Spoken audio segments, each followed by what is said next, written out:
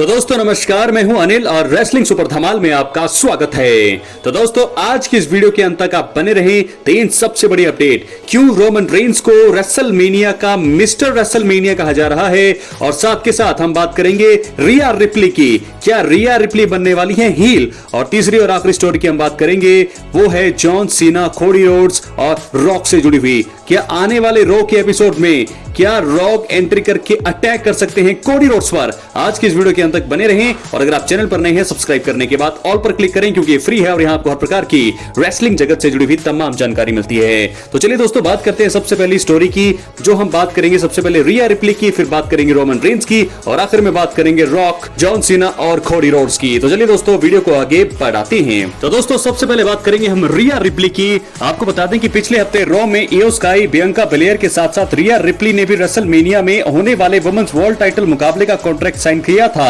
हालांकि Adam Pearce ने रिया replay को कहा था कि कॉन्ट्रैक्ट साइन करने के बाद भी उन्हें मुकाबले में शामिल किए जाने की गारंटी नहीं है, और संभावना यह भी बन रही है अब कि पियर्स जो है इस हफ्ते रेड ब्रांड यानी कि रॉ में रिया रिप्ली को मुकाबले में एंट्री नहीं देने का फैसला कर सकते हैं। इससे क्या होगा? इससे रिया रिप्ली का गुस्सा फूट सकता है। इसके बाद वो बियांका बेलेयर और इयो स्काई पर खतरनाक हमला करके हील टर्न ले सकती है। तो दोस्तों काफी टाइम से संभावनाएं भी बन रही थी कि रिया रिप्ली कब हील टर्न करेंगी, लेकिन अब मुझे लगता है वो समय आ चुका है। हील टर्न्स का समय दोस्तों चल रहा है। जॉन सीना ने हील टर्न लिया, पॉल हेमन का हील टर्न बाकी है, रैंडी ऑर्टन का हील टर्न बाकी है, कोडी रोड्स का हील टर्न बाकी है, लेकिन अब इसी कड़ी में मुझे लगता है कि उन सबसे पहले यहां पर रिया रिप्ली हील टर्न कर सकती है। क्या है आपकी राय? अपनी कमेंट बॉक्स में जरूर दें। क्या यहां पर रिया रिप्ली करने वाली है हील टर्न? बहुत सारे संभावनाएं हैं, लेकिन ये तो हमें लगने वाला है पता कुछ ही दिनों में। तो चलिए दोस्तों अब हम बढ़ते हैं अगली स्टोरी की तरफ, जो जुड़ी है ट्राइबल चीफ रोमन रेंस से। आपको बता दें कि WWE रेसलमेनिया 41 में रोमन रेंस का बड़ा मुकाबला होने वाला है।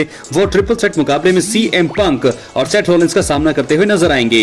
रेसलमेनिया का आयोजन काफी दशकों से हो रहा है दोस्तों, और रोमन रेंस ने इस शो में कई बड़े मुकाबले भी लड़े हैं। उनका प्रदर्शन इस इवेंट में अच्छा रहा है। पहले शॉन माइकल्स को मिस्टर रेसलमेनिया माना जाता था, क्योंकि इस इवेंट में हमेशा उनका प्रदर्शन देखने लायक रहता था। मौजूदा समय में ये स्पोर्ट रोमन रेंस डिजर्व करते हैं, और इसके कुछ बड़े कारण भी है। इसलिए इस वीडियो में हम 3 बड़े कारणों के बारे में बात करेंगे कि क्यों यहां पर WWE सुपरस्टार रोमन रेंस को मौजूदा समय का मिस्टर रेसलमेनिया माना जा सकता है। तो चलिए दोस्तों बात करते हैं पहले कारण का। रोमन रेंस ने 12 में से 9 बार रेसलमेनिया को मेन इवेंट किया है।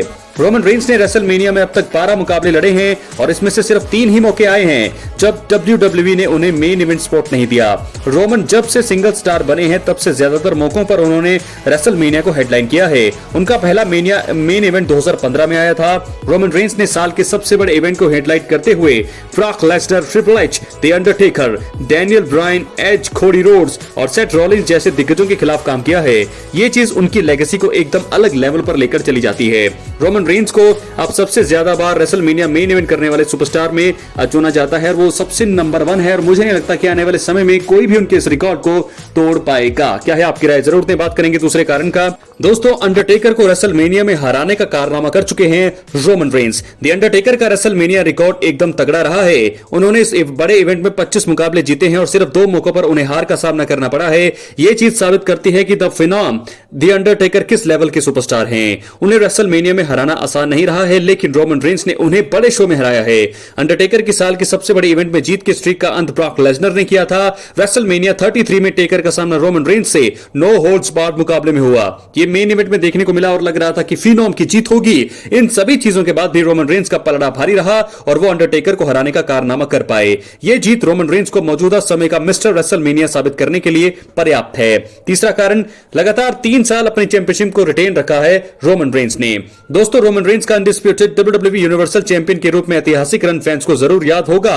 रेसलमेनिया में बतौर चैंपियन जाना बड़ी बात है, लेकिन वहां जाकर लगातार 3 साल तक अपनी चैंपियनशिप का बचाव करना एकदम अलग लेवल की चीज है। रोमन रेंस ने यह कारनामा किया है। असली ट्राइबल चीफ ने रेसलमेनिया 37 में एज और डैनियल ब्रायन का सामना किया, और इस मुकाबले में जीत दर्ज करते हुए अपनी यूनिवर्सल चैंपियनशिप का बचाव किया। उसके बाद रोमन ने अगले साल ब्रॉक लेसनर का सामना किया। इसमें यूनिवर्सल और WWE चैंपियनशिप दांव पर थी। रोमन ने यह विनर टेक्स वाला वाला मैच जीता और दोनों वर्ल्ड टाइटल को यूनिफाइड कर लिया। रोमन ने न सिर्फ अपनी यूनिवर्सल चैंपियनशिप रिटेन की बल्कि WWE चैंपियनशिप पर भी कब्जा जमा लिया। इसके बाद रेसलमेनिया 39 में रोमन रेंस ने कोडी रोड्स को हराकर अपने अनडिस्प्यूटेड WWE यूनिवर्सल टाइटल का बचाव किया। लगातार 3 साल वो चैंपियन के रूप में गए और चैंपियनशिप के साथ ही बाहर भी आए। तो दोस्तों, इस प्रकार मैंने आपको बता दिया है कि 3 कारण क्यों रोमन रेंस को मौजूदा समय का मिस्टर रेसलमेनिया माना जा सकता है। अपनी राय कमेंट बॉक्स में जरूर दें। तो हम बढ़ेंगे अपनी अगली स्टोरी, मेन स्टोरी की तरफ, जो जुड़ी है कोडी रोड्स और जॉन सीना से। आपको बता दें, जॉन सीना ने पिछले हफ्ते रॉ में कोडी रोड्स के साथ केवल जुबानी जंग लड़ी। इस दौरान कोडी रोड्स ने जॉन सीना को रेसलमेनिया 41 में रिटायर करने की बात कही। देखा जाए तो सीना को यह चीज शायद ही पसंद आई होगी और यही कारण है कि जॉन सीना इस हफ्ते रॉ में रॉक के साथ आकर हैरान कर सकते हैं। इसके बाद ये दोनों दिग्गज मिलकर कोडी रोड्स पर जबरदस्त हमला करते हुए उनकी हालत खराब कर सकते हैं। यही नहीं, जॉन सीना रॉक मिलकर फैंस की धज्जियां उड़ाते हुए भी दिखाई दे सकते हैं। तो मुझे लगता है कि यह चीज हो सकती है जो कि सबसे ज्यादा हैरान करने वाली होगी, क्योंकि रॉक का जिक्र हुआ नहीं है, लेकिन रॉक इस हफ्ते आकर के जो है अचानक आएंगे कोडी रोड्स और जब जॉन सीना का ब्रॉल होगा, मुझे लगता है कि शायद जॉन सीना कुछ इशारा करें जिसके चलते रॉक आए और रॉक आकर के अटैक कर सकते हैं कोडी रोड्स पर। एक बार फिर जो है इनकी धज्जियां उड़ सकती है कोडी रोड्स के। अपने कमेंट बॉक्स में जरूर। मिलते हैं अगली वीडियो में। बहुत बहुत धन्यवाद।